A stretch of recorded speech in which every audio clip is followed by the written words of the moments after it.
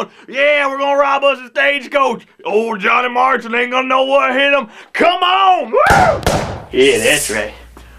What the hell is them damn aliens again? Damn it, you aliens! We're trying to make a movie here! Quit ruining our scene!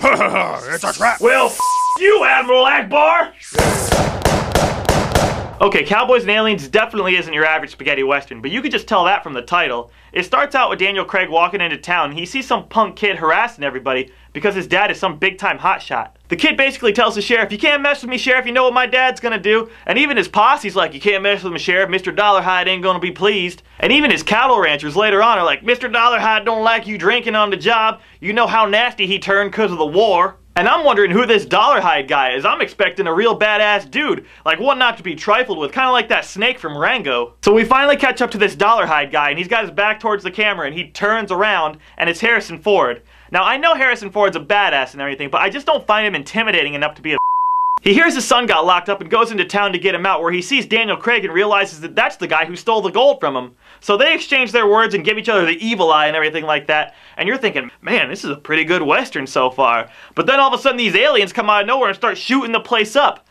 I honestly forgot the movie had aliens in it. You know that they're there. Inexplicable flashbacks keep popping in and out of the screen, and Daniel Craig has that alien technology with him the whole time. But watching the movie, every time the aliens attacked, I would get pulled out of the story. Like this was a western that kept getting interrupted by aliens. And aliens really have a way of bringing people together in this movie. I thought the Harrison Ford was gonna be the but he's not. After the aliens show up, him and Daniel Craig just exchange a couple of punches and become And the same goes for the Apaches. They were gonna kill all the cowboys, but once you bring up aliens, then suddenly your squabbles don't seem that bad. The whole enemy of my enemy is my friend concept really reigns true here. So they all devise a plan to stop the aliens from taking over, but what I found odd was that during the course of their battle, nobody tried to put on any more of those arm blasters from a fallen alien, or pick up any alien weaponry for that matter. If you saw those aliens, you would definitely be searching for some heavy firepower, and if it were me running around there, I'd have 2 of those things on.